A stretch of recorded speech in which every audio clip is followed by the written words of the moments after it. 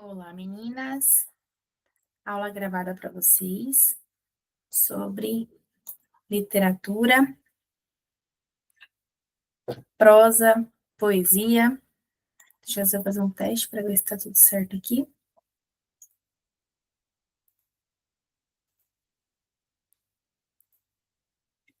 Muito bem. Então vamos lá. Eu vou deixar essa aula gravada para vocês, tá bom? Para que vocês possam estudar durante esse final de semana e nos próximos dias. A gente vai falar sobre literatura brasileira, prosa, poesia, os autores de cada um, né, que escrevem desse jeito e nesses períodos da literatura brasileira, e também figuras de linguagem, ok? Então, no final, eu vou deixar para vocês também um link com o simulado que eu vou preparar com todas essas questões para que vocês possam responder, e nesse simulado tem um gabarito comentado, fica mais fácil, ok? Então, vamos lá. Para começar, nós vamos fazer vamos ter uma conversa aqui sobre o que é prosa e o que é poesia, tá bom? Não é um conceito difícil, mas tem algumas características próprias, tá bom?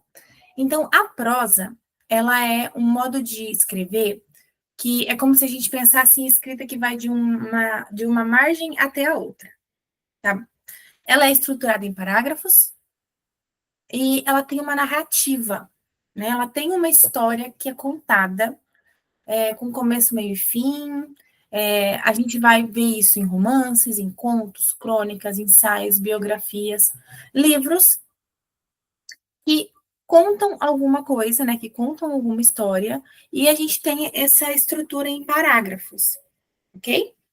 Ela pode ser artística, literária, né? Como, por exemplo, Machado, Clarice, Guimarães Rosa escreveram, ou ela também pode ser não literária, e aí vem os textos jornalísticos, científicos, textos técnicos, ok? A prosa é esse texto escrito em parágrafos que a gente costuma ler em livros, ok? Inclusive, se eu pegar um livro aqui, este livro escrito em prosa, tá vendo? Parágrafos. Isso é prosa, tá bom? Já a poesia, ela é. Deixa eu pegar meu livro que tá aqui, só um pouquinho. Aqui. A gente vai ter vários tipos de prosa literária, né? Romance, conto, crônica, tudo isso, todos esses tipos de texto, a gente vai ver que são escritos assim, em parágrafos, ok? A poesia, ela é um pouco diferente. Aqui, olha só, eu tenho um exemplo para vocês, ó. Isso aqui é um trecho do Dom Casmurro, acho que é do Dom Casmurro. Não lembro se é Memórias Póstumas de Brás Cubas ou Dom Casmurro, isso aqui que eu peguei. Mas, ó, ele tem um parágrafo, ele tem uma estrutura em parágrafo para apresentar o texto. A poesia, na verdade, poesia é aquilo que se expressa, né? A poesia é um gênero literário que vai expressar ali verbos, estrofes, ritmos, musicalidade, linguagem conotativa, que vai vir aquela escrita em versos, assim, né? Então a gente vê que a margem é essa e os versos são divididos em estrofes, não em parágrafos. Isso aqui é poesia, ok? Músicas é escrito assim, né? A letra da música, normalmente nós vemos assim, poemas, e são versos que podem ser ritmados, podem ter ali 3 versos, 4 versos, 3 versos, 4 versos, né? Tem essa ordem. Ou também pode ser livre, né? Vai colocando o tamanho das estrofes da forma como o autor ali, o poeta, quer colocar, ok? Então, a poesia, ela vai ter um verso em cada linha, as estrofes, que são os conjuntos de verbos, de versos. Então, aqui, ó, cada bloco de versos que tem aqui é uma estrofe, ok? A rima, que é um recurso sonoro, pode existir ou não. Então, por exemplo, se a gente pega um soneto, e o soneto ele tem uma ordem, né? Uma ordem bem específica, que é 4 estrofes, 3 estrofes, 4 estrofes, 3 estrofes. Um soneto é caracterizado dessa forma, né? Esse aqui não é soneto, ó, né? Olha só, existem estrofes grandes, existem estrofes menores, tá vendo? Então, pode ser que nem sempre a gente vai ver, ó, tá vendo o tamanho dessa estrofe? E o tamanho dessa? Num soneto, não é assim que vai funcionar. Acredito que não tenha nenhum neste aqui, deixa eu ver. Não, não tem, ó. Não tem nenhum soneto nesse. Porque soneto faz parte de um período um pouco mais antigo, né? Hoje em dia não vejo muitas produções atuais com sonetos, mas enfim, tá? Para vocês saberem, se quiserem anotar isso, é bem importante. O soneto ele tem uma uma medição diferente. Então, são 4 versos, 3 versos, 4 versos, 3 versos. E vai ter sempre rima, tá bom? Neles sempre vão ter palavras rimadas. Essa é a diferença do soneto para os outros tipos de poema, ok? Eu estou falando dele porque é o único que eu já vi especificado, né? Chamando de soneto e não de poema em uma prova, tá bom? Então, se você for fazer a prova e estiver escrito lá soneto, lembre-se que o soneto é assim, tá bom? 3 versos, 4 versos. 3 versos, 4 versos, ok? Aqui tem um exemplo, né? Ó. No meio do caminho tinha uma pedra. Tinha uma pedra no meio do caminho. Todo mundo conhece esse poema. E eu coloquei ele aqui para ilustrar, para vocês verem, tá? Diferente aqui da prosa, que tem uma história que segue do começo ao fim, aqui, quando a gente vê a poesia, nós vemos que os termos vão se repetindo até para dar uma musicalidade e uma sonoridade durante a leitura desse poema, ok? Essa é a diferença de prosa e poesia. Agora a gente vai entrar na parte de figuras de linguagem. Eu achei melhor falar disso antes de falar dos períodos literários e dos autores, porque às vezes fala que naquele determinado período usava mais algum tipo de figura de linguagem, e aí você vai saber do que se trata, tá bom? Não são poucas figuras de linguagem, porém, a maior parte dos nomes é bem intuitiva. O nome já diz aqui e veio, sabe? Então, vamos uma por uma, eu vou explicando, eu trouxe exemplos para vocês entenderem bem. Essas figuras de linguagem, elas são usadas como um recurso para melhorar a comunicação, seja ela oral ou escrita. A gente usa muitas linguagens, muitas figuras de linguagem no nosso dia a dia, a gente é que não sabe o nome que isso tem, né? Essas figuras de linguagem, elas vão contribuir, olha aqui, ó, para que a mensagem seja melhor compreendida.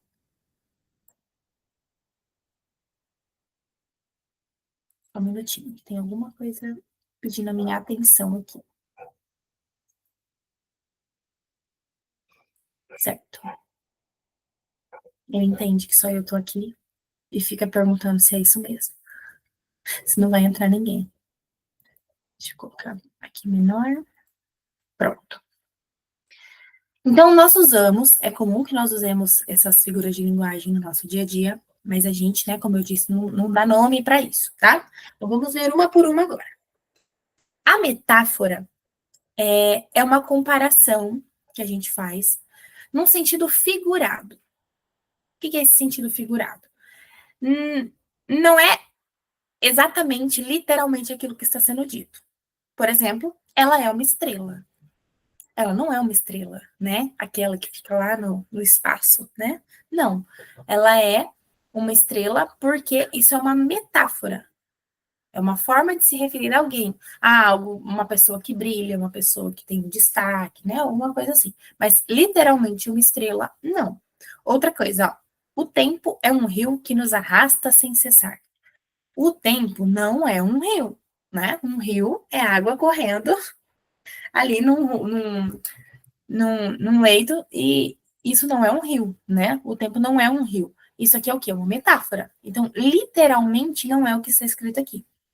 Nós usamos as metáforas para reforçar aquilo que a gente quer dizer, para dar mais ênfase, para deixar a coisa um pouco mais enfeitada, tá bom? A metáfora é usada muito para reforço e para explicações, tá bom? Então, quando alguém diz assim, deixa eu pensar, você é a luz dos meus olhos. Ninguém tem luz nos olhos, né? Então, assim, uma forma de dizer que alguém é muito importante, que por essa pessoa você tem muito amor, muito carinho. Então, a metáfora, ela vai ser uma coisa assim, para enfeitar algo que se quer dizer, dar mais ênfase para aquilo, ok?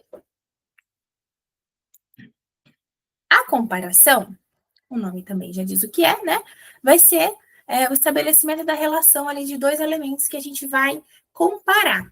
Então, normalmente, vai dizer como, tal qual, ou feito alguma coisa, né? Exemplo, seus olhos brilhavam como estrelas. Ela era forte, tal qual um touro na arena. Ou ela era forte, feito um touro na arena. Então, essas comparações, elas entram, elas também podem ser chamadas de símile, tá? Ah, Lê, mas isso não seria uma metáfora? Olha a diferença. Aqui está dizendo que é. Ela é uma estrela. O tempo é um rio que nos arrasta sem cessar. A diferença disso para isso aqui é que tem uma comparação. Seus olhos brilhavam como estrelas, ok? Então, aqui é uma comparação ou uma símile, também pode aparecer esse nome. A metonímia, ela é quando a gente usa uma palavra para representar alguma coisa. Como, por exemplo, aqui, ó, li Machado de Assis no fim de semana. Não tem como ler o Machado de Assis, porque ele já morreu, né? Mas a gente lê o quê? A obra, o livro do autor. Outro exemplo, faltou pão na mesa. Não é do pão que a gente está falando mesmo, né? Está falando do alimento. Nesse caso aqui, né, a gente usa isso no português, o pão representa o alimento que alguém tem, certo? Então, faltou pão na mesa. Deixa eu ver mais algum exemplo, deixa eu pensar. Estou ouvindo Tom Jobim. Eu não estou ouvindo Tom Jobim, estou ouvindo a música que ele compôs, ou a música que alguém está cantando, que foi composta por ele, enfim, né? Eu não estou ouvindo ele, até, novamente falando, né? Ele já morreu, não tem como ouvi-lo. Então, a gente está ouvindo uma obra que foi feita por ele, tá bom? A escola Júlio Benatti vai fazer um evento. Não é a escola Júlio Benatti que vai fazer um evento, certo? É toda a equipe, as pessoas que trabalham lá. Mas a gente usa um nome do lugar, daquilo que é um pouco maior, que vai representar e vai ser mais fácil identificado, para colocar no lugar de pessoas, ou de uma obra, ou daquilo que está sendo realmente, as pessoas que estão realmente fazendo aquilo. Ok? Catacrese. Esse aqui a gente vai usar o sentido figurado das palavras, porque, olha só, não tem um termo específico. Como, por exemplo, o braço da cadeira. A cadeira não tem braço, certo? Como é o lugar onde a gente apoia o braço, recebeu esse nome, braço da cadeira, mas não tem um nome, ela não tem um braço. Pé da mesa, outra coisa, né? O pé é uma coisa, uma parte do nosso corpo.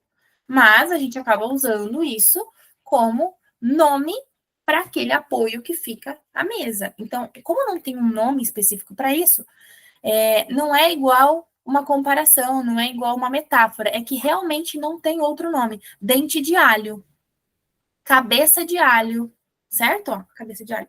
Não tem outro nome para aquilo ali. A gente deu este nome. Céu da boca, boca da garrafa, tá vendo? Então, não tem um outro termo para essas partes, para esses objetos. Então, a gente precisa dessas palavras que literalmente significam outra coisa para poder dar um nome a algo que existe que não tem outro nome para a gente chamar. Uma sugestão é que você vá parando o vídeo conforme eu for falando cada uma dessas figuras de linguagem e procure mais exemplos. Eu acredito que você esteja anotando, né, escrevendo alguma coisa. Então, vai pausando o vídeo e pesquisa. Coloca pelo menos mais 2 exemplos além desses que eu trouxe. Porque esse fato de parar para pesquisar faz muito efeito no seu processo de guardar, de memorizar essas informações, tá bom? Então faça isso, pausa o vídeo agora, vai lá, dá um Google, escreve mais 2, 3 exemplos ali e volta para continuar a aula, ok? Aqui eu esqueci de trocar o nome, que é a sinestesia. Só um minuto que eu vou trocar para não ficar confuso, tá? Pronto, muito bem. Sinestesia. Aqui a gente vai misturar os sentidos. Então, nós sabemos que temos 5, né? Tato, olfato, visão, paladar e audição. Aqui o que vai acontecer? Vai misturar esses sentidos. Ouvir o doce som do piano. Tem como ouvir uma coisa doce? Porque para mim um doce é uma coisa que eu como e é doce, certo? Outra coisa, ó, um perfume quente invadiu a sala. Perfume quente. Não existe nem perfume quente, nem perfume frio, né? Se existe, tá falando da temperatura, mas não é nesse sentido que tá falando aqui. Tá vendo? A gente ouviu. Vamos pensar em mais um exemplo. O som, o som da chuva abraçava o ambiente. Tá vendo? É um barulho que no tato tá abraçando, tá relando? Não, não tá fazendo isso. Mas o que eu tô fazendo? Eu estou usando ou sentidos, eu estou misturando sentidos diferentes. Isso aqui, inclusive, é uma técnica muito boa de escrita, tá? Para pessoas que gostam de escrever e que gostam de pensar em técnicas de escrever, misturar os sentidos ajuda muito nesse processo de se identificar com o texto, de gostar da leitura, tá? Quando você pega um livro que usa esse recurso da sinestesia, ele é muito mais bem aproveitado, porque a gente consegue sentir. Porque quando eu escuto assim, ó, ouvir o som do piano, você ouviu um som, né? Mas ouvir o doce som do piano, a sensação que você tem quando você ouve quando você lê, né, também essa frase, ela é diferente. Então essa mistura de sentidos, ela é usada para isso, tá? Para trazer sensações enquanto alguém está lendo ou alguém está falando. Bom, isso é um recurso bem legal. Hipérbole, um exagero. Eu tenho amigas que são hipérboles, que são exageradas.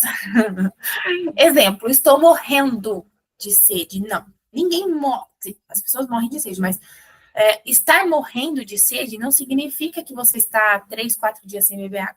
Quer dizer que você está com sede, com bastante sede, com muita sede, né? Mas você quer dar aquela hipérbole, aquela exagerada, intencional, para falar alguma coisa. Chorei rios de lágrimas. Impossível. Né? Literalmente, ninguém chora rios de lágrimas. É uma forma de dizer que se chorou muito. E quem é? As pessoas que são mais, como que eu posso dizer, especialistas em hipérboles, as mães. Se eu for aí achar, eu vou fazer você engolir. É óbvio que ela não vai fazer você engolir. Mas isso é uma hipérbole, isso é um exagero, certo? Pesquise mais exemplos. Coloca aí uma hipérbole que a sua mãe sempre fala, ou falava, quando você era criança. Eu aposto que vão ter várias. Eufemismo. Diferente da hipérbole, o eufemismo ele vai tentar amenizar. Então, ao invés de dizer que alguém morreu, vai falar que partiu para sempre, né? Vestiu paletó de madeira, enfim, inúmeras, bateu as botas, várias formas de dizer que alguém foi desta para melhor, certo? Isso é um eufemismo. A avó já descansa em paz, tá vendo? Então, eu estou usando um eufemismo, eu estou usando aqui uma forma de abrandar, de minimizar aquele sentimento. Aí aqui entra os pais, né? Muitas vezes os pais estão falando alguma coisa e usam eufemismos para falar com as crianças para que a coisa seja um pouco mais branda, mais tranquila, para que eles possam entender, entendeu? Então, o eufemismo e a hipérbole, eles são totalmente opostos, tá? A ironia, a gente usa bastante, né? Que sujeito educado, nem respondeu o meu cumprimento. né? Eu não estou dizendo que ele é educado. É exatamente o oposto, né? A expressão que a gente fala é o contrário daquilo que quer dizer. Adoro ficar preso no trânsito. Eu amo quando acaba a energia. Então, assim, a ironia, ela é uma forma de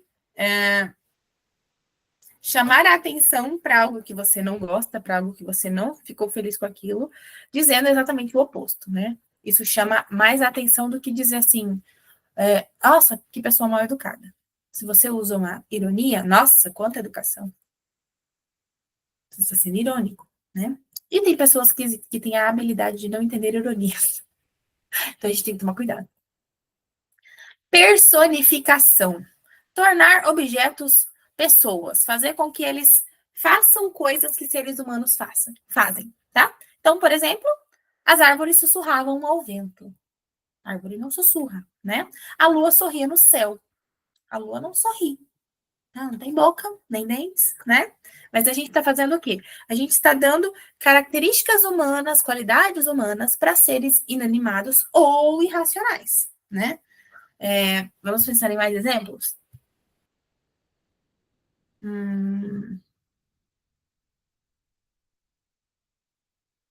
Os pássaros.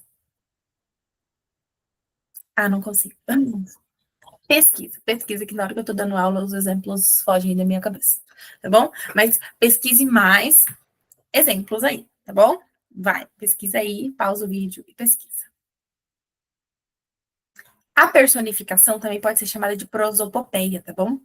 E, na minha opinião, acho que vocês vão concordar comigo, o fato de dar vários nomes para uma coisa só acaba confundindo, né? Igual quando a gente teve aula do sujeito oculto, que podem ter mais outros nomes, isso acaba dificultando a forma como a gente vai entender aquilo ali. Porque se pode ter um nome, mas também pode ter outro, a gente não sabe qual que vai ser usado na prova. Mas, enfim, né? Isso é um fato. A gente tem que ligar uma coisa a outra aqui e tentar decorar que este e este aqui são a mesma coisa, tá bom? Antítese. Aqui, anti, oposto, tá bom? Oposição de ideias em uma mesma frase.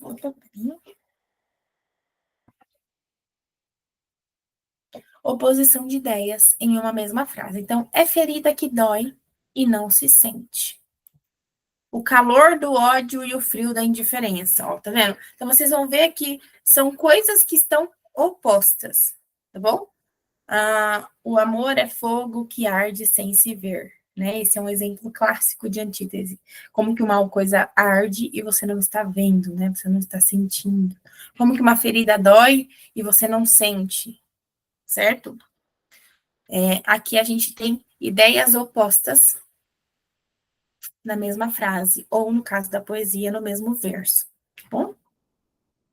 Pausa. Pesquise mais exemplos de antíteses. É bem importante esse aqui, já vi cair bastante, tá bom? Essa oposição de ideias aqui que acontece é muito comum em poemas, tá? Em poesia, no caso, né?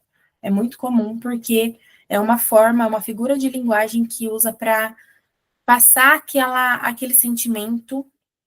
Como é que a gente vai dizer algo mais profundo do que a ferida que dói e não se sente, sabe? Então, assim, ao invés de dizer que está sofrendo por alguma coisa e que aquilo ali não tem nome, você não consegue nomear, você vai usar uma antítese, ó. É ferida que dói e não se sente, tá bom? É muito, muito usado, né, em textos poéticos.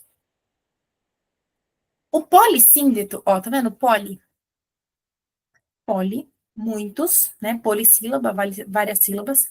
Polissíndeto são repetições intencionais, geralmente com a letra E. E corre, grita e pula e não se cansa.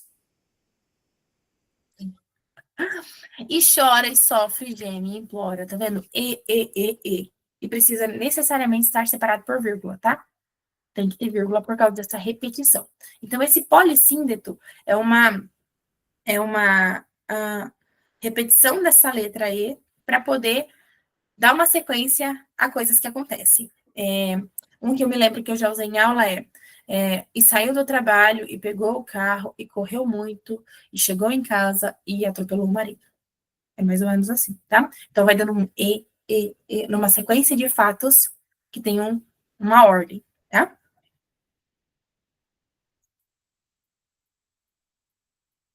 O pleonasmo a gente já conhece, né? É aquelas redundâncias que a gente usa, que de forma intencional ou não.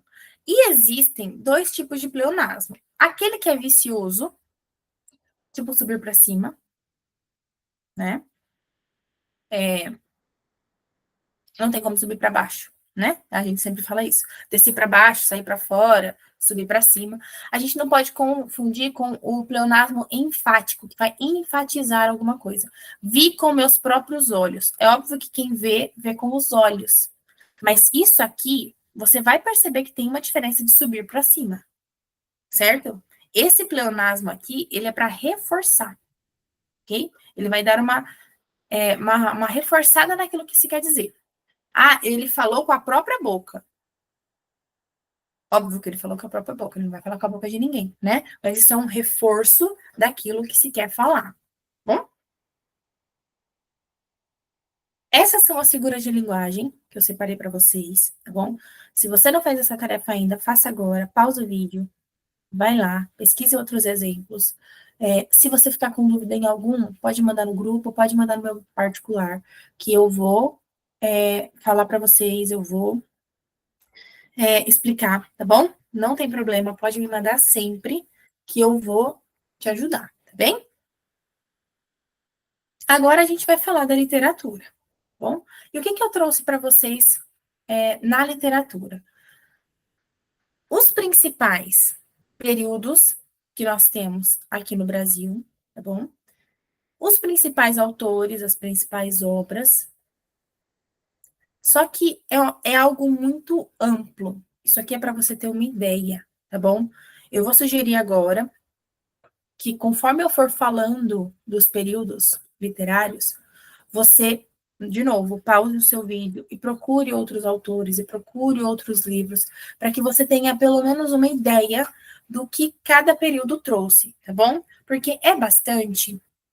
Se eu ficasse trazendo todos aqui, nós ficaríamos horas falando de literatura se eu fosse falar de todos, tá bom? Então, eu vou trazer as características de cada período, os principais autores e as principais obras, para que vocês possam ter uma noção de como ok? É bastante coisa para estudar, né? Na faculdade de letras, a gente estuda isso em 4 anos, em pelo menos 12 disciplinas. Então, é muita coisa para ser estudada. Mas, vamos lá, vai dar certo. Ó, a literatura portuguesa, que é de onde veio a nossa literatura, né? Ela começa aqui, ó, muito antes, tá vendo? Ó, 1189, muito antes de o Brasil ser descoberto pelos portugueses, deles descobrirem que existiam outras terras, outros continentes, muitos anos antes, desculpa, já, já haviam obras, já havia obras escritas em língua portuguesa. Inclusive, o trovadorismo foi ali o primeiro período em que foram escritas obras em português, tá? A Cantiga da Ribeirinha, se eu não me engano, é a primeira obra escrita em português, né, nesse período de trovadorismo. Então, é bem legal até para pesquisar, dá uma pesquisada depois, é um português bem arcaico, mas a gente consegue entender o que está escrito. Aqui, no período do classicismo, no Brasil começou a ser escrito, as primeiras pessoas começaram a escrever as primeiras obras, tá bom? E aqui vai começar o quê? A literatura de informação. A primeira obra do quinhentismo, escrita aqui no Brasil, a gente sabe que é a carta que Pero Vaz de Caminha escreveu para o rei de Portugal quando quando eles desembarcaram no Brasil, né? Então é uma obra que descreve com detalhes aquilo que está sendo visto. Ele chegou num lugar que eles nunca tinham visto, que ninguém sabia que existia, e ele começa a descrever como é aquele lugar. Então, essa literatura de informação aqui é nesse sentido, de cartas que foram escritas para deixar as pessoas à parte como era o lugar que eles estavam conhecendo, tá bom? Além disso, a literatura de catequese também, porque eram escritas obras aqui para catequizar quem estava no Brasil, né? Então, esse período do quinhentismo aqui, ele começou com esse tipo de literatura, tá? Ainda não havia aqui no Brasil pessoas nascidas no Brasil que produziam literatura, certo? Afinal de contas, quem estava aqui não escrevia português, quem chegou não tinha nascido no Brasil. Então, aqui a gente ainda não tem literatura brasileira sendo escrita aqui, por brasileiros, apenas por portugueses que chegaram, tá bom? Em seguida, vem o Barroco. E, ó, percebam que tem quase 100 anos de tempo corrido aqui, né? Então, a gente tem aqui pessoas que já viviam aqui e que começaram a produzir obras barrocas. É importante falar, assim, que não existe um marco final de uma coisa e um marco final de outra, tá? Então, não foi em 1600 que acabou o quinhentismo, ok? Ele recebe esse nome porque ele começou ali no período de 1500. O barroco começou aqui porque as primeiras obras começaram ali, certo? Mas existem artes barrocas sendo produzidas até hoje, seja em poemas, seja em esculturas, seja em arquitetura, enfim, tá? O tema, a, a inspiração barroca, ela pode existir até hoje para que sejam produzidas coisas, tá bom? Então, aqui a gente tem um período quando começou essa produção. Não quer dizer que isso aqui acabou em 1767, começou aqui esse 1768, tá bom? É bem importante ficar claro isso. Depois vem o arcadismo, e depois o romantismo, e o realismo, o naturalismo, o parnasianismo, tudo meio junto, misturado. O simbolismo e o modernismo aqui no Brasil. E ainda existe a literatura atual, tá bom? Que a gente vai ver também. Então vamos uma por uma. O que é literatura? A literatura brasileira é esse conjunto de tudo que é produzido, de tudo que é escrito no Brasil em língua portuguesa, lá desde o período colonial, de quando os portugueses chegaram, até a atualidade. E o que essa literatura ela reflete? Tudo que está acontecendo. Como que era a cultura, como eram as histórias, os conflitos, os sonhos desse povo que vivia nesses períodos, certo? E ela é dividida em escolas, a gente chama de escolas literárias ou períodos literários, porque cada período vai trazer características próprias. E o que acontece na maior parte dos casos é que um se contrapõe ao outro. Eu vou mandar para vocês depois, inclusive, um vídeo junto, que é bem legal, é bem ilustrativo para a gente ver a diferença que existe entre as características de cada um desses períodos, tá bom? Mas vamos um por um aqui por partes. O quinhentismo, que começou ali por volta de 1500, ele vai ter o contexto dele, né, a época que ele começou, foi no início da colonização. Então, por isso, vai trazer textos informativos, textos religiosos. E as características principais vai ser essa descrição das terras, dos povos nativos, né? Essa literatura de informação que os literários chamam. Além dos textos da literatura jesuística, que é essa literatura voltada para a catequização dos povos que viviam aqui. Principais autores é o Pero Vaz de Caminha, né, como eu falei, para a carta que ele escreveu para o Dom Manuel, e o padre José de Anchieta, que escrevia peças teatrais, escrevia poemas, tudo isso como uma forma de usar a literatura para catequizar, ok? Então, não eram só textos ensinando o catolicismo, eles escreviam peças teatrais, eles escreviam poemas, coisas que chamavam a atenção, apesar de não ser um texto só como esse aqui, né? Que são a Carta do Rei, por exemplo, que era um texto de literatura de informação, né? Eles usavam essa literatura de apreciação para poder ensinar também. Aqui tem um exemplo da obra de Pero Vaz de Caminha, a Carta de Achamento, que antes era a carta do descobrimento, e agora eles resolveram que se chama achamento, e eu achei isso uma coisa bem ridícula, mas enfim, né? Não vem ao caso. Ali andavam entre eles 3 ou 4 moças, bem moças e bem gentis, com cabelos muito pretos e compridos pelas espáduas. E suas vergonhas tão altas e tão cerradinhas e tão limpas das cabeleiras que, de as muito bem olharmos, não tínhamos nenhuma vergonha. Essa linguagem, olha só, descritiva, documental, com uma visão eurocêntrica. Por que eurocêntrica? Era um europeu falando o que ele via a partir da sua visão de mundo, certo?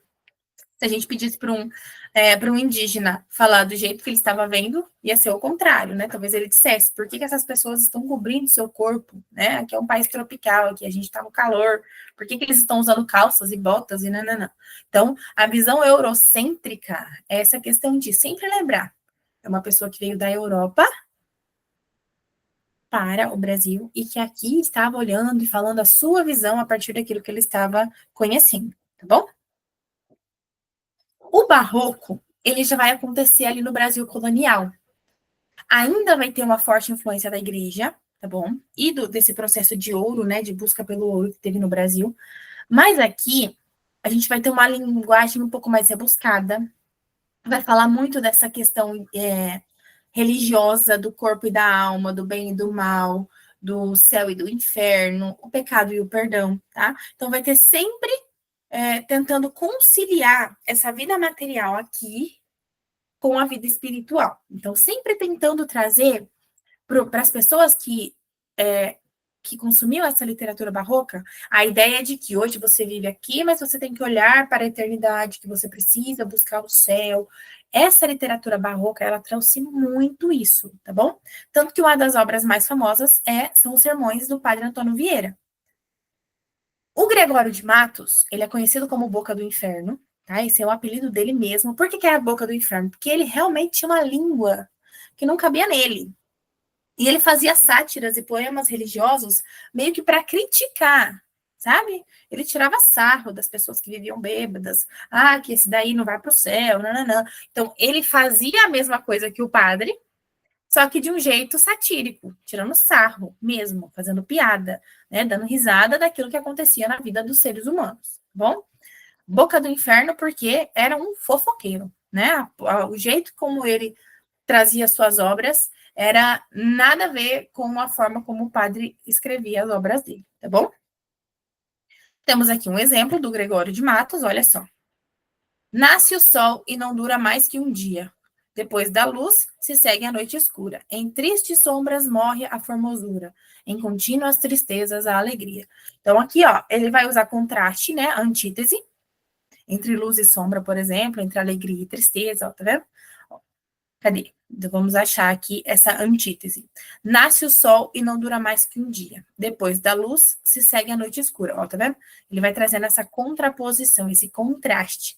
Em tristes sombras morre a formosura, em contínuas tristezas e alegrias. Ao mesmo tempo, tem tristeza, tem alegria. Então, aqui, ó, essa antítese é usada, né?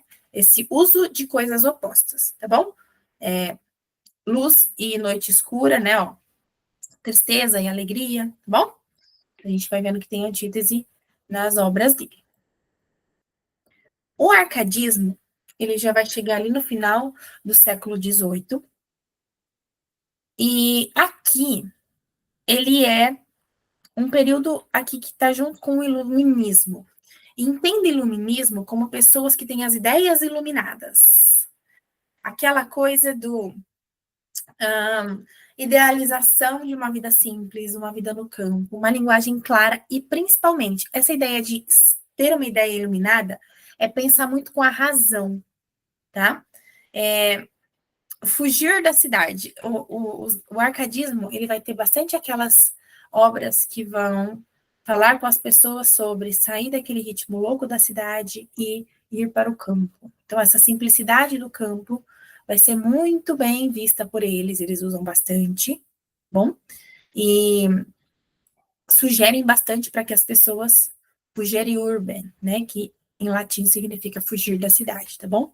Sair do urbano. Cláudio Manuel da Costa e Tomás Antônio Gonzaga, que escreveu Marília de Dirceu e Cartas Chilenas. Também tem o Uruguai e Caramuru, que são duas obras que a gente conhece. na literatura, e que vão falar mais dessa questão de buscar o campo, de ter essas ideias mais voltadas para a razão, né? Pensar mais com a razão do que pensar em termos religiosos. Eu canto o peito ilustre lusitano, a quem Netuno e Marte obedeceram. Então, aqui a gente vai ter uma influência clássica, né, que era lá daquela literatura que foi escrita na Europa, lá antes de 1500, aquela coisa da valorização do corpo, aquela valorização do cuidado com o hoje, né, com cuidar com o corpo hoje, que era uma coisa que tinha muito lá no classicismo, lá atrás, tá bom? E esse ideal bucólico, toda vez que vocês virem essa palavra bucólico aqui, ela significa coisas do campo, tá bom? Então, quando eu leio a palavra bucólico, eu imagino a mata. É isso que me traz a memória, tá bom? Esse ideal bucólico é cuidar do corpo, cuidar da mente, pensar com a razão, mas, por outro lado, também viver longe da muvuca, viver lá no meio do mato, viver no campo, tá bom? Livre do estresse, de tudo aquilo que a cidade traz. O romantismo acontece aqui nessa época da independência do Brasil, e principalmente por essa busca de identidade nacional. Olha só, pense comigo. O Brasil pertencia a Portugal, né? Era uma colônia de Portugal, e ele então passa a ser uma república não, desculpa, passa a ser independente, a república vai vir bem depois, e passa a ser ali um lugar independente, com ideias próprias, com governo próprio, com tudo que vai ser só do Brasil, certo? Ele não precisa mais se basear em nada que é europeu, nada que é português, ele pode cuidar da sua própria identidade nacional agora. Então, esse romantismo aqui não é de romântico, tá? Não é de romântico, não. É uma coisa mais assim, de exaltar para a própria pátria, a própria natureza que existe aqui. Falar muito desse nacionalismo, o sentimentalismo em relação à pátria, ao país, à natureza que existe aqui. E algo que eles trazem muito é essa idealização da mulher e do índio, tá bom? E esse índio é visto como um herói nacional. Por quê? Os povos que estavam aqui eram os indígenas, né? E eles querem trazer novamente essa ideia do índio para a característica do Brasil, já que eram eles que viviam aqui antes, só que agora, não como um povo que foi massacrado, um povo que foi destruído, que morreram e tudo mais, eles querem trazer eles como heróis. Eles são os heróis do Brasil, tá? Então, eles querem tirar tudo que é europeu do Brasil, embora isso seja muito difícil, né? Porque aqui já foram mais de 300 anos desde que os portugueses chegaram, quase 400 anos. Então, é muito difícil você tirar essa cultura que foi instalada aqui. Mas, por outro lado, eles querem trazer o índio como um herói nacional, tá bom? Gonçalves Dias, José de Alencar, Álvares de Azevedo, Castro Alves, são autores que vão trazer obras que vão falar disso. Ó, a Canção do Exílio, Iracema, o Guarani, Senhora, Lira dos 20 Anos, Espumas Flutuantes, né, que é uma poesia, um livro, né, uma obra com poesias. Então, aqui a gente vai ter obras que vão ser voltadas para isso, para falar muito do Brasil, para falar muito da riqueza que existe aqui, para falar das pessoas que moram aqui e que têm que olhar para esse sentimento nacionalista, e eles vão exaltar os indígenas que estão aqui e as mulheres também, tá bom? Minha terra tem palmeiras onde canta o sabiá. As aves que aqui gorjeiam, não gorjeiam como lá. Lá onde? Portugal, né? Tá comparando o Brasil a Portugal. Então, minha terra tem palmeiras. Que terra é essa? O Brasil. Então, tá falando do Brasil, exaltando o Brasil e falando que não é igual lá em Portugal, é diferente, tá bom? Fala de saudade, fala de nacionalismo e essa subjetividade romântica. Mas é um romântico de sentir amor, não necessariamente entre um homem e uma mulher, tá bom? Nesse caso aqui, principalmente do homem para o seu país, a sua terra.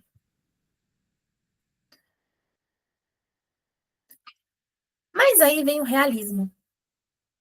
E o realismo vai falar assim, pelo amor de Deus, para com essa melação, para com essa coisa chata basta de ficar falando só disso, e ai que amor, e ai que natureza, e ai o índio. Não, vamos, acorda. Ó, a gente vai morrer. A gente vai morrer. Vamos pensar aqui, ó, no agora. Olha esse mundo que a gente está vivendo aqui, ó. Acorda, isso aqui, realismo. Vamos ser realistas? Vamos olhar para o mundo aqui hoje, como que ele é, como que ele está? E aí vem Machado de Assis, por exemplo, escrevendo a obra Memórias Póstumas de Brás Cubas, né? Que, inclusive, ele dedica... Como que é o começo? Dedico esta obra ao primeiro verme que vai se alimentar da minha carne, alguma coisa assim. Então, ele meio que traz as pessoas para a realidade. Para com esse sentimentalismo todo e vamos ser realistas. Não tive filhos, não transmiti a nenhuma criatura o legado da nossa miséria. Vendo? Ele é realista, ele usa ironia, usa muito pessimismo, tá bom? Que é a marca do realismo. Ok? Esses períodos históricos, eu vou até explicar isso aqui um pouquinho, ó, tá com letra maiúscula, porque períodos históricos da literatura, né, períodos literários, a gente vai escrever com letra maiúscula, tá bom? Só um parênteses aqui para explicar por que realismo tá com letra maiúscula. Todos os outros vão estar, tá bem?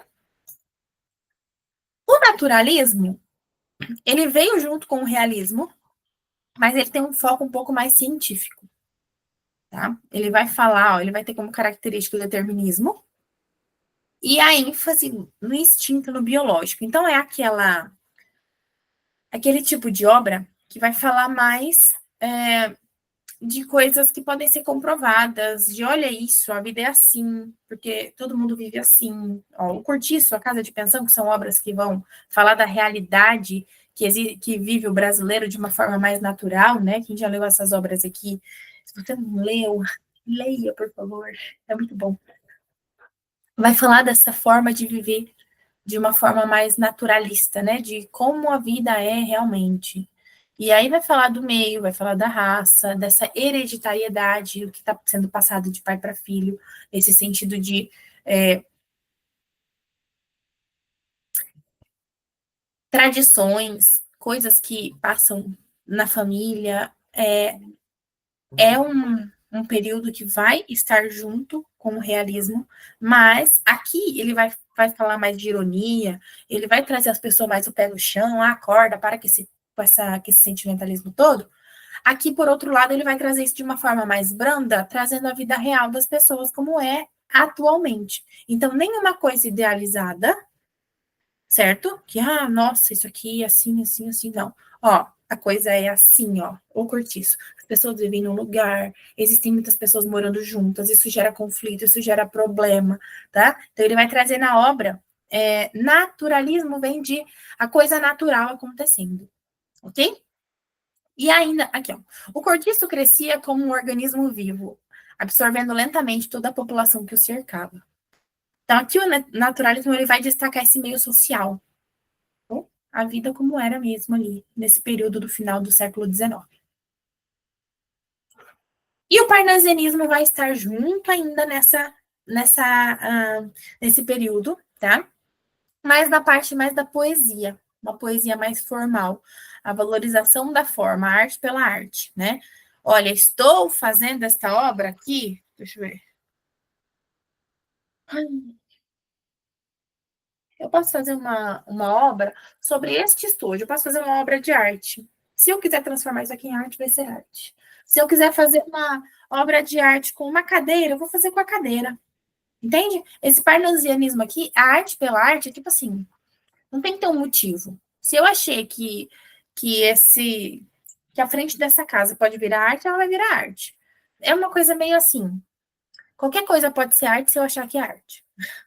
Bem resumido, vai ser isso, tá bom? Olavo Bilac, Raimundo Carreira e Alberto de Oliveira são os principais autores aqui desse período, ok? Nesse processo de transição, a gente vai ter.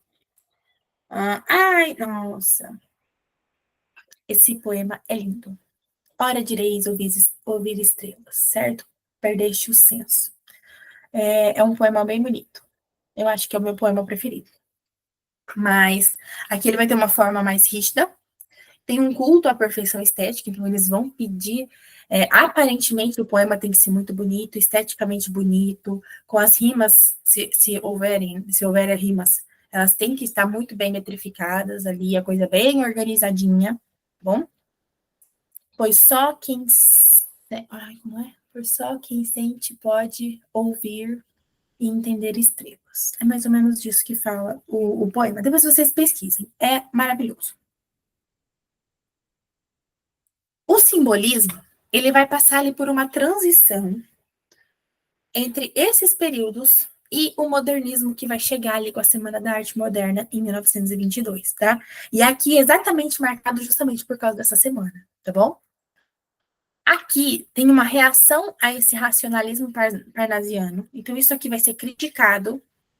Olha, também não é assim.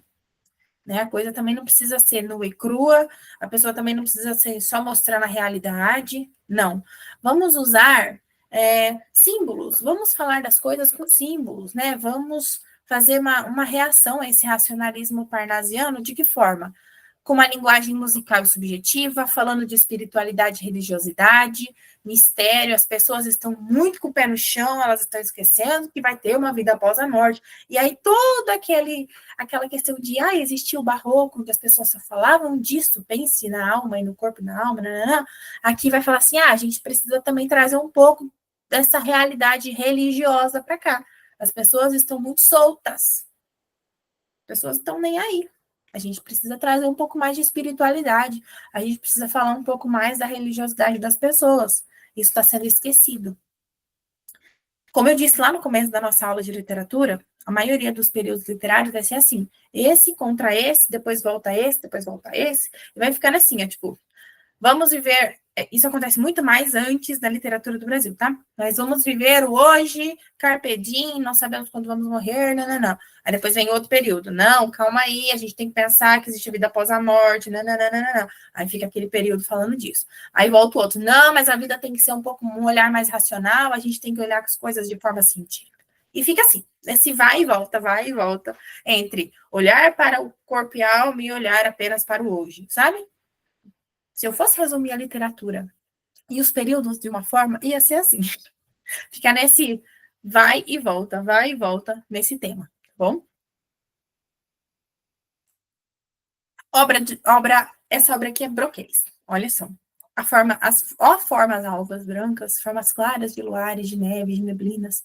Tem uma musicalidade, tem um misticismo e tem uma subjetividade, né? Que é aquela coisa do como se sente, o sentimento, como isso vem sendo transmitido por meio dos dos versos. Eu confesso que não é um período que eu estudei muito. Na faculdade mesmo, a gente falou muito pouco disso, tá bom? Então, também não vi questões em prova, mas é possível porque faz parte da literatura brasileira, né? Então, vamos falar disso, vamos entender como era. Eu particularmente acho que, devido a esse vai e vem de temas, a gente acaba se misturando um pouco nos nomes. O que a gente mais vai precisar ter noção é aqui, ó. Voltando lá no comecinho. Voltei demais. Aqui. Entender que isso aqui aconteceu. Tá vendo?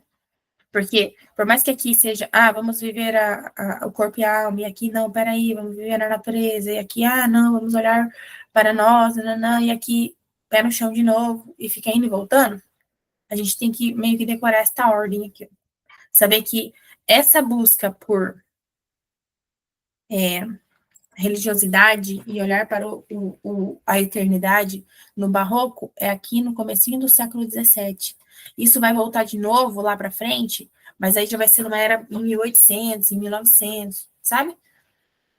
Talvez entender essa linha do tempo aqui em períodos literários seja bem importante para você entender o período, o que estava acontecendo, tá bom? Vamos voltar lá para frente. Porque agora a gente vai falar do modernismo. E esse modernismo, ele chegou com a Semana de Arte Moderna no Brasil. Ó, não muito tempo fazia que o Brasil tinha deixado de ser uma colônia, né? E estava sendo, então, um país livre. E como aqui eles também buscavam essa liberdade, essa forma de se expressar, essa valorização do Brasil, eles buscavam isso na literatura, tá bom? Eles faziam essa crítica social, ó. Eles queriam essa inovação estética, era meio que assim, vamos fazer tudo ao contrário do que Portugal está fazendo, porque a gente não precisa mais fazer nada igual a eles. Eles não mandam mais aqui, agora a gente tem nossa liberdade, a gente tem o nosso jeito de pensar. Então, a partir de agora, tudo que eu quiser fazer, eu vou fazer, não preciso pedir permissão para ninguém da corte portuguesa. E aí eles queriam essa liberdade, tanto de escrever, eu escrevo do jeito que eu quiser, a linguagem eu vou usar a que eu quiser, né? E aqui, se a gente for pensar lá na época dos acordos ortográficos, Portugal propôs acordos que aconteceram só lá e no Brasil não. Porque eles falaram, não, aqui a gente não quer isso aqui. Agora o Brasil é um país livre, entende?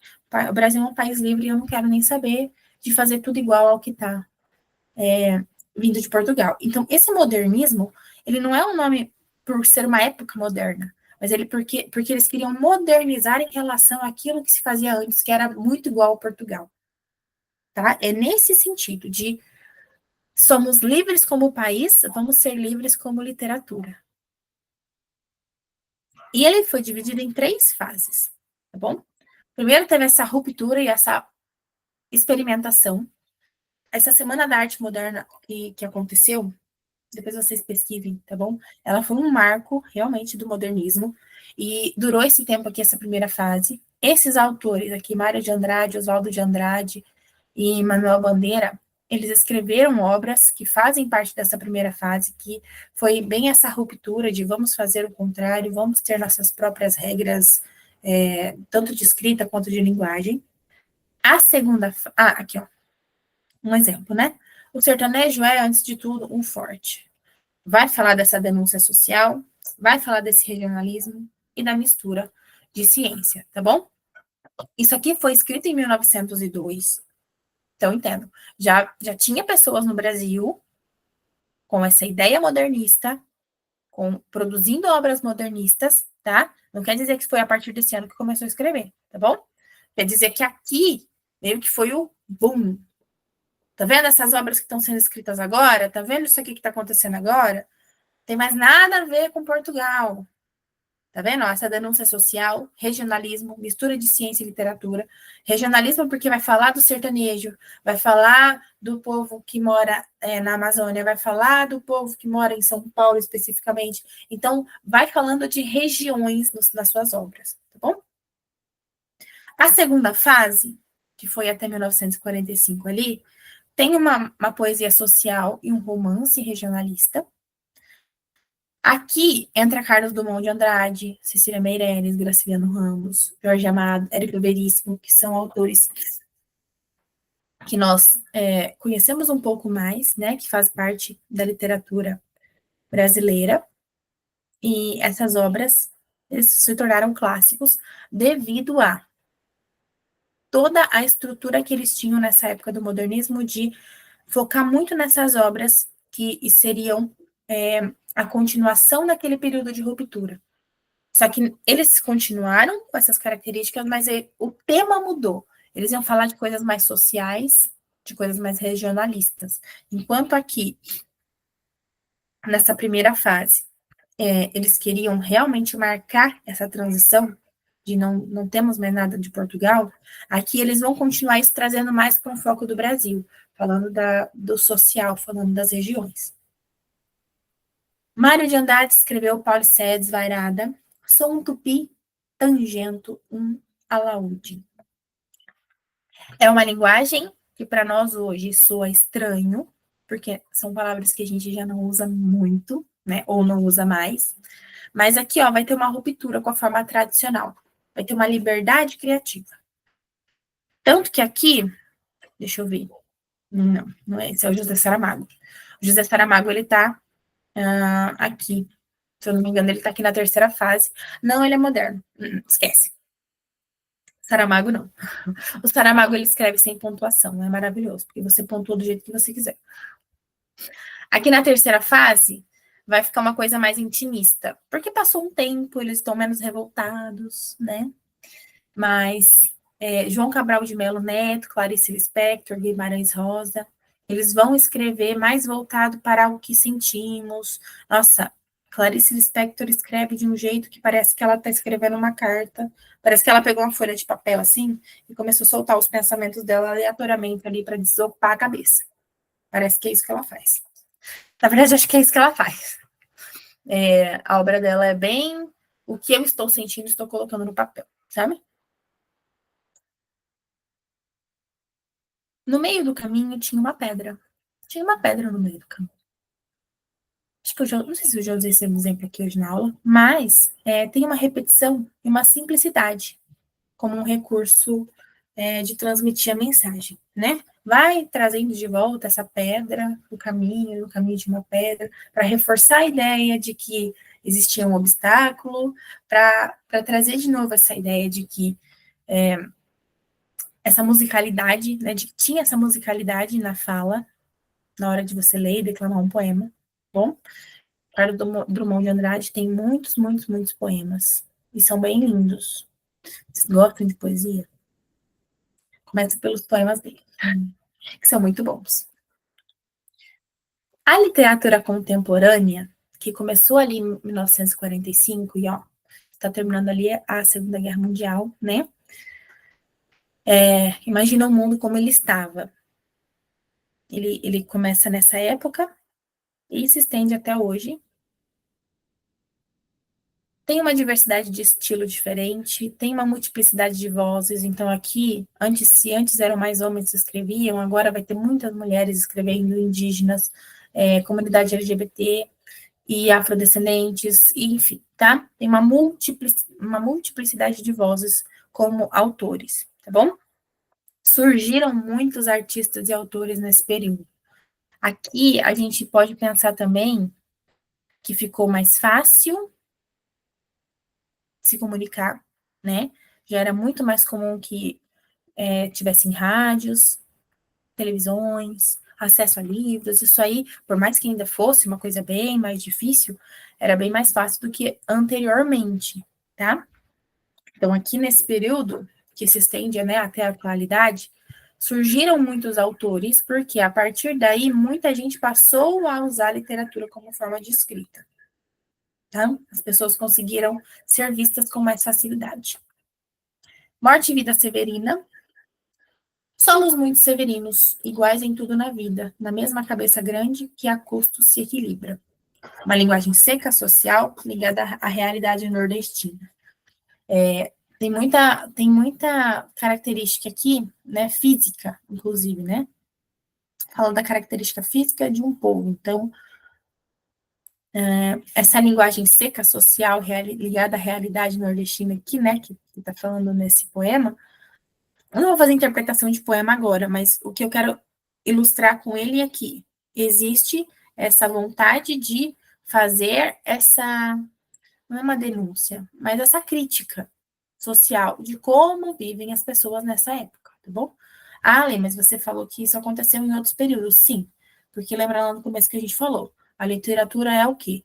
Ela é a realidade daquele povo que vive naquela época, naquele lugar, certo? Então, pensando lá no quinhentismo ainda, ninguém ia chegar ali no Brasil, sei lá, escrevendo música, não sei, né? Não sei se vocês entendem meu raciocínio, mas o principal objetivo ali na hora que eles chegaram foi descrever como era aquele lugar. Imagina, uma coisa que ninguém nunca tinha visto. Então, a função da literatura naquele momento era aquela, certo? Lá quando o Brasil se libertou de Portugal e passou a ser um país livre, a realidade era aquela. Então, isso se refletia na literatura. Então, tudo o que acontece, que é escrito naquele período, ninguém tirou da cabeça. A forma como as pessoas viviam ia interferir de qualquer jeito na forma como elas escreviam e o que elas escreviam, certo? A aula de literatura, ela acaba ficando muito profunda às vezes. Então, a gente precisa ter um olhar um pouquinho mais, como eu posso dizer, geral, para entender que tudo foi um ciclo que foi se transformando, e ao mesmo tempo entender essas especificidades de cada tempo, porque as pessoas viviam naquele período de uma determinada forma, e isso refletia na forma como elas escreviam, tá? A Clarice, tudo no mundo começou com um sim. Uma molécula disse sim a outra molécula e nasceu a vida. São reflexões filosóficas, né? As obras da Clarice exigem um nível elevado, porque se você não tem costume de ler, eu vou dizer bem, bem sinceramente, você começa a ler e você começa a pensar em coisas aleatórias e você esquece que você está lendo, porque é uma leitura assim que não tem meio que um começo, um meio e um fim, sabe? Oxe, ignora. Bom, deixa eu parar de compartilhar aqui. Pessoal, eu vou mandar para vocês. Peraí, gente, só um minuto, deixa eu parar de compartilhar. Pronto. Vou parar de gravar. Eu vou mandar para vocês junto aí na aula, então, aquilo que. Os slides, né? As apostilas e aquele link que eu falei com os simulados para vocês fazerem, tá bom? Tanto de literatura quanto da parte de figuras de linguagem, ok? Qualquer dúvida, vocês sabem que podem me chamar. Um beijo e até mais.